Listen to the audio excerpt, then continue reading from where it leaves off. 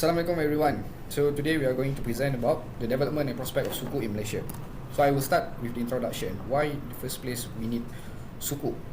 There are two main reasons, which is actually alternative on the conventional bond system, and also secondly is we are in need of the Sharia compliant large scale financings. So we move on to definition of sukuk. What is actually sukuk? The first one, from linguistic perspective, it is actually a written document entitling its holder to some produce of market. Secondly, with the fiqh perspective, it's actually a written document that confirms a transaction stipulating the rights and condition of contracting parties. The third is actually the Islamic finance perspective, where it is a certificate of investment which will entitle the holder to a proportionate shareholding or ownership of in the underlying asset of the sukuk. Because we are studying in context of Malaysia, so it is good for us to know the definition from Securities Commission Malaysia, which is actually sukuk is a certificate of equal value which evidence undivided ownership and investment in the asset using Sharia principles and concept endorsed by the Sharia Advisory Council. Now we move on to the main features of sukuk. So there is actually 5 main features of sukuk. The first one, sukuk must have ownership.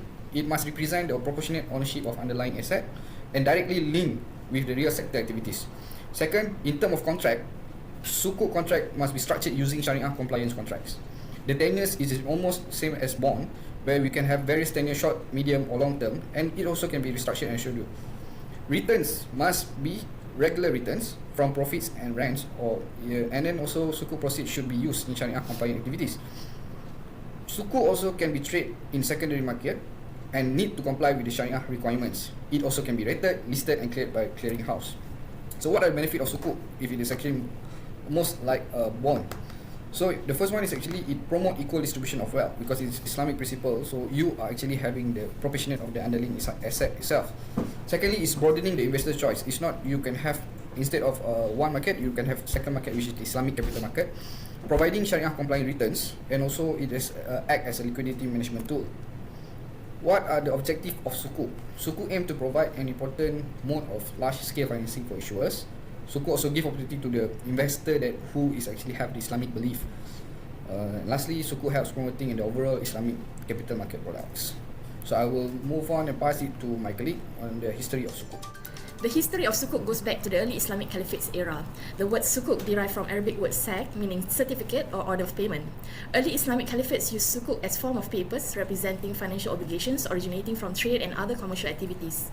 The existence of sak in the 12th century and these money orders are similar to modern checks, as it stated the sum to be paid, the order, the date, and the name of the issuer. So a little bit introduction on the development of sukuk in Malaysia. Sukuk was first introduced in Malaysia in 1990 by Shell Malaysia with $33 million. In 2002, Malaysia has also introduced world's first global sukuk with $600 million, and in 2014, first sukuk was introduced in US backed by oil and gas assets. Development of sukuk in Malaysia saw the issuance of sukuk by Malaysian corporates, financial institutions and sovereign accounted for 34% of total global issuance in the year 2017. Malaysia's shares of annual sovereign sukuk issuance has fallen to 22% in 2017 from 58% in 2010.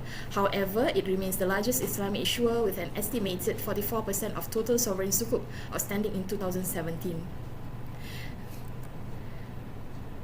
In terms of sukuk in secondary market, we can say that there is a lack of liquidity, particularly in the secondary market where trading is limited. This is in turn a consequences of limited volume of issuance with demand for outstripping supply. And initial sukuk issuance can take many months, as identifying appropriate sukuk assets and finalizing the sukuk structure often takes longer than expected, particularly because of the way that interpretation of Sharia compliant of the assets. So next we'll be looking at the sukuk issuing and trading. Hi, we move to sukuk issuing and trading. Okay, key players in the sukuk market. There's two key players in sukuk market in Malaysia. Malaysia is first key player in the global. Okay, we move to originators. Sukuk originators are mostly from governments and also corporate firms. Why sukuk is mostly used by government is because high cost of rating, contract documentation, investment banking and distribution fee. Okay, sukuk option is not attractive to the most Islamic banks due to high proportion of short terms. Okay, investment bank. Investment banking, underwriting, lead managing and bookmaking service for sukuk provided by Islamic banks in cooperation with conventional banks having Islamic windows. Subscribers of this sukuk are mostly central banks, private sector Islamic banks, and non-bank financial institutions. Okay. Then tightly held, resulting in absence of secondary market, a wider class of investor essential for active trading. Okay. We move to the issuing of sukuk. Okay, sukuk have to be structured on one side on the principle of mudarabah, or to a lesser extent wakalah. On the other side, business could be conducted through participatory or fixed return modes or instruments. Thus, the rates of return on sukuk will be either variable in case the modes on second leg are participatory, or quasi-fixed in case of modes with fixed return. Okay, mudarabah as a basis. It's not permissible for the issuer to guarantee the capital of mudarabah. Prospectus to the issue can contain a promise by a third party to donate a specific sum without any counter.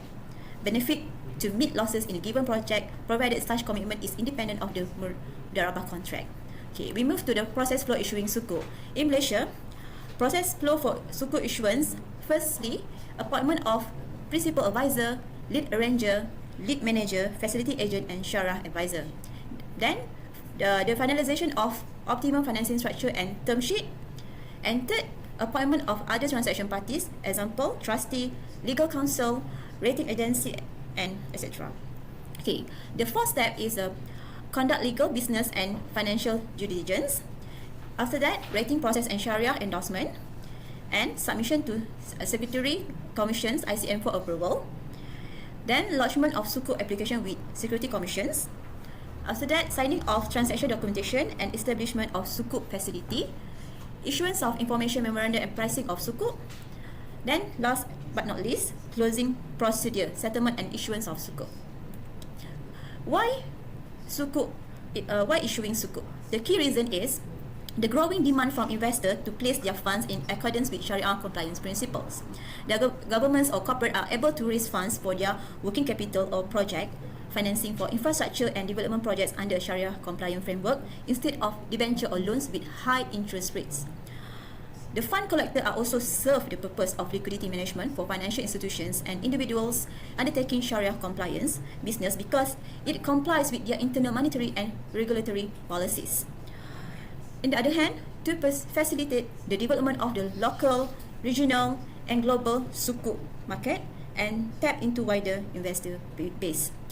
Sukuk are a means for the equitable distribution of wealth, as it allows all investors to share returns from the true profit generated from the assets. Okay, we move to type of sukuk. Hi, my turn now to explain about type of sukuk. Sukuk can be structured alongside different techniques. While a conventional bond is a promise to repay a loan, sukuk present partial ownership in debt, asset, project, business, or investment. Most commonly, sukuk structure replicate the cash flow of conventional bond and are listed on exchange and made tradable through the conventional organisation. A key technique to achieve the capital protection without amounting to a loan is a binding promise to purchase certain asset. Ijarah sukuk, there are three parties involved to an ijarah sukuk, which is the originator, the second one the special purpose vehicle of the issuer of ijarah sukuk, and the last one the investor of sukuk holders. Musyarakah sukuk. Sukuk al-musyarakah are documented of equal value issued with the aim of using the mobilized fund of establish a new project, developing an existing one, or financing a business activity on the basis of musyarakah contract. Mudarabah sukuk. Mudarabah sukuk are based on the conclusion of lawful mudarabah contract with the capital provided by one party and labor by the other, while the share of the profit are determined beforehand by the definite portion of the total. The mudarabah sukuk give the owner the right to receive his capital at the time the sukuk are surrendered, an annual proportion of the realized profit as mentioned in the issuance publication. Sukuk may be issued by an existing company to investor for the purpose of financing a specific money-making project or function separable from a company general activities. Murabahah sukuk. Murabahah sukuk only represent a monetary debt receivable from a client in the form of the murabahah price, which is non-negotiable as per the rule of Sharia. The following steps are involved in the structure. First, the master agreement is signed between the SPV and borrower. The SPV issues sukuk to investor and receive proceed. The SPV buys a commodity and spot basis from the commodity supplier. The SPV sell the commodity to the borrower at the spot price plus a profit margin. The investor receive the final sales price and profit. Salam Sukuk. The SPV sign an undertaking while an obligatory of source both commodity and buyers. The obligator contract to buy on behalf of the end sukuk holder the commodity and then to sell it for the profit of the sukuk holder. The following steps are involved in the issuance of the Salam Sukuk. First one, the Salam proceed are issued to investor and the SPV receive sukuk proceed. The second one, the Salam proceed are passed on the obligator who sell commodity on forward basis. The SPV receive the commodities from the obligator. The obligator on behalf of sukuk holder sell the commodities for a profit. Last but not least, sukuk holder receive the commodity sale proceed. That's all from my side. So now let's move on to challenges in sukuk development in Malaysia. So Malaysia, while being one of the pioneers and still one of the leading economies in the issuance of sukuk globally, it is not without any challenge when it comes to implementation and development of the whole sukuk system in the country. And the first problem that the issuance of sukuk face in Malaysia is the misconception of sukuk among investors, that it says sukuk as a replica of the conventional bond instrument, and it is marketed as being people understood it as being a Sharia compliant in form, but not really in substance and spirit, which defeats the purpose of trying to push for Islamic capital system to exist hand in hand with the conventional financial system. And it was also falsely marketed as a safer instrument compared to conventional bond, because sukuk being asset-backed or asset-based compared to conventional bond, which doesn't really require a material assets to be issued. And also the lack of awareness on sukuk and its unique features may deter investors' interest in further investing in sukuk, because investors are normally risk averse when it comes to the uncertainty factor in their investment undertakings. The second issue is the transparency issue in documentation, rights and liabilities of various parties in a sukuk agreement. The asymmetrical information which contributes to this issue includes, for example, beneficial ownership issues in asset when it comes to a default case where the ownership of an asset-backed or asset-based sukuk has only the entitlement of a security interest on the asset instead of owning the asset in real life. This, it also has some foreign ownership restriction, which many doesn't know, and will limit the foreign owners of the sukuk from claiming their rights, full rights on the asset backing the sukuk issuance. And also the differing accounting treatments for sukuk and conventional bonds make it unattractive for investors to further invest in sukuk because of the uncertainty and also the additional hassle in sukuk scrutiny and regulations. The next and last issue that I would like to highlight here is the precedent cases in sukuk defaults in Malaysia, which has eroded investors' confidence globally and also in the country. While sukuk, as I've mentioned earlier, it was marketed as a safer instrument versus conventional bonds, it's still possible to go default on your payment. And a famous case globally involving the Nakil Group in Dubai, a property developer backed by the Dubai government, defaulted in 2009 involving 3.5 billion sukuk issuance being defaulted. For Malaysia case, Johor Corporation is the first company to be defaulting on their sukuk payment worth 500 million in 2002, and other also famous companies losing hundreds of millions of sukuk issuance, causing losses to the investors. And with that, I thank you. With the outlook of sukuk, so first we will take a look at the similarities between conventional bond and sukuk. Both of them may have the same characteristic, where each issuance has to determine a coupon, maturity and issuance price. Both of these instruments have the same process and tradability patterns. Both sukuk and conventional bond have the same objective in the issuing the certificates, which is in order to raise the capital. Of course, both can be rated by any rating agencies. So let's take a look at the difference between conventional bond and sukuk. So first is the asset ownership. Conventional bonds do not give the investor a share of ownership in the asset, project, business or joint venture that they support. It is treated as debt obligation from the issuer to the bondholder. However, in sukuk, the investor is given partial ownership in the asset on which the sukuk are based. So the next point is the investment criteria. Generally, conventional bond can be used to finance any asset, project, business or joint venture that complies with local legislation. On the other hand, since sukuk is developed based on Islamic financial system, it has additional requirement where all the